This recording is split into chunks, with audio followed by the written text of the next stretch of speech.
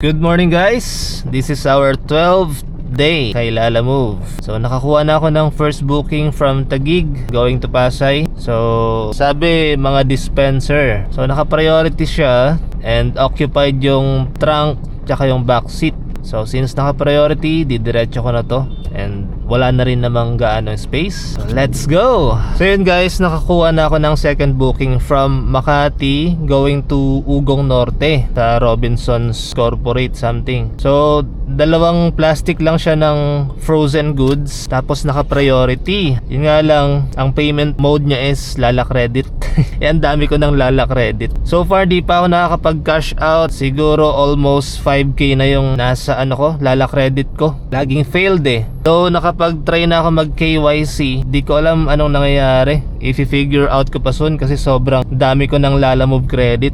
Parang nasa 4-7 na, ganun. So yun guys, deliver na natin to sa Ugong Norte. Let's go!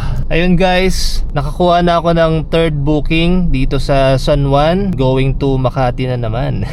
So ano naman to, mga foods and drinks. Tapos naka-priority ulit. So pang third priority ko na for today. It's Friday. Let's go! So yun guys, may nakuha na akong booking. And guess what?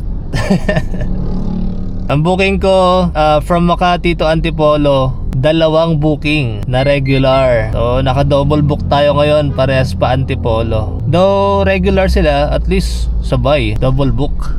So yung isa, 6 boxes ng gifts andito sa back seat. Tapos yung isa naman, mga jars ng truffle, maliliit lang na jars. Bali 48 jars andun sa trunk. Kasyang kasya dun. Actually pwede pa nga eh. Pwede pa ako magkarga pero wag na. Kasi kinompute ko yung difference ng first drop off sa second drop off. Mga rin, almost 4 kilometers. Tapos mga na yon, mga 6 PM na siguro ang huling drop off ko sa Antipolo. So gabi na. So by that time, malamang kukuha na ako ng booking pa go home. So yun guys, drop off na natin. Parehas na Antipolo. Regular bookings, let's go! Ayun guys, so na-drop off ko na yung 4th and 5th booking sa Antipolo. And then from Cainta naman, nagsunog ako ng 13 kilometers. So nakakuha ako ng booking from Cainta to Taguig. So malapit na sa bahay sa Taguig. Tapos naka-priority. Maganda. So makaka 6 bookings ako for today. Day 11 yata or day 12. Nakalimutan ko na. Pero yun, later i-compute ko ulit yung income for today sa 6 bookings. Deliver na natin to sa Taguig. Let's go! So yun guys, na-drop off ko na lahat ng bookings. So naka 6 bookings lang tayo for today. Pero yung 4 out of 6 is naka-priority. So yung mga naka-priority, hindi ko sila sinasabayan. So diretso lang sila, single booking. And then yung dalawang regular, yun yung magkasabay na pa-Antipolo. Tapos, swerte kasi yung distance nung dalawang drop-off sa Antipolo, around lang, halos 4 kilometers lang distance nila. So, jackpot. So yun guys, naka 6 bookings tayo for today, Friday. So ang total kinita natin kay Lalamove for day 11 yata to or day 12 is 3,442.80.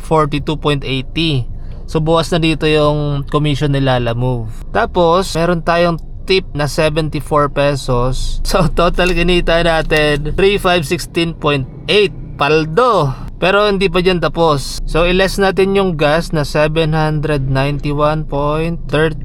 Tsaka yung kinain ko na lunch 100. Yun, so naka 2,625.50 tayo guys for today. So halos every Friday tumataas yung yung income ko, yung earnings ko. Ewan ko, every Friday kasi yun yung pinaka sinasagad ko konti kasi last day ng Lalamove day ko pag Friday. Kasi pag weekends pahinga tayo ng weekends. So 2,625, I think last Friday nasa 1,700. Tapos yung last Friday parang 1,400. So 1,400, 1,700, tas ngayon 2,600. Ayun. So far Tututunan ko yung mga diskarte, nai-improve ko naman siya. Pero siguro swerte lang din sa mga bookings. Kasama na yon yung swerte sa bookings. Tulad nung Antipolo na dalawa nga. So from Makati sila parehas, tapos papuntang Antipolo parehas. Tapos ang distance lang ng dalawang drop off na yon, around 4 kilometers lang. Ang swerte talaga. So yun guys, thank you for watching. This is our day 11 or 12, hindi ko na maalala. So yun, thank you for watching. See you sa next video. Paring Sam signing off. Bye bye.